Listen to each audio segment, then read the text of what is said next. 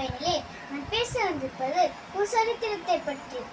கிராமங்கள் முழுவதும் பள்ளிக்கூடம் திறந்து வைத்த ஒரு சரித்திர நாயகனை பற்றி. ஏழைகளின் பங்காளன் கர்மவீர காமராஜர் பற்றி ஏன் பேச்சு? தோன்றின் புகழோடு தோன்றுகிற குரலுக்கு பொருந்திய காமராஜர் அவர்கள் 1903 ஜூலை 15 விருதுநகரில் பிறந்தார். இவருடைய தந்தை பெயர் குமாரசாமி, தாயார் பெயர் சிவகாமி அம்மையார். அன்னசத்திரம் 1000 வைத்தல், அன்னையாவினும் புண்ணியம் கோடி, ஆங்கோர் ஏழை கெடுத்தறிவித்தார் என்ற பாரதியின் வரிகளை மெய்ப்பித்து காட்டியவர் காமராஜர் அவர்கள். முதலமைச்சராக பதவியேற்றதும் அவர் போட்ட முதல் கையெழுத்து மூடப்பட்டிருந்த 6000 பிள்ளைகளும் மீண்டும் திறக்கத்தான். பசி வந்தால் 10 பறந்து போகும், பசி வந்தால் 10 பறந்து போகும். குழந்தைகள் வயிற்றில் பசி இருந்தால் காதில் எப்படி பாடம் ஏறும்? இந்த உணர்ந்த தாய் உள்ளம் போன தலைவர் கொண்ட திட்டம் தான் மதிய உணவு திட்டம்.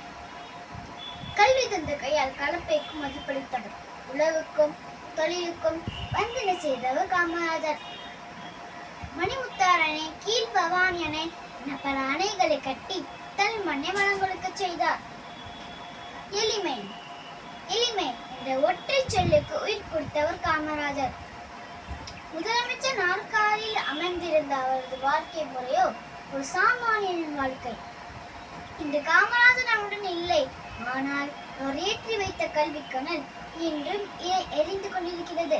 அவர் கட்டி எழுப்பிய அணைகள் இன்றும் நிறைந்து கொண்டிருக்கின்றன. அந்த மாமனிதரின் புகழ் இந்த பூமி உள்ளவர் நிலைத்திருக்கும். ஒரு காட்டிய பாதையில் பயணிப்பதே நாம் அவருக்கு செய்யும் மரியாதை என்று கூறி விடை பெறுகிறேன். நன்றி.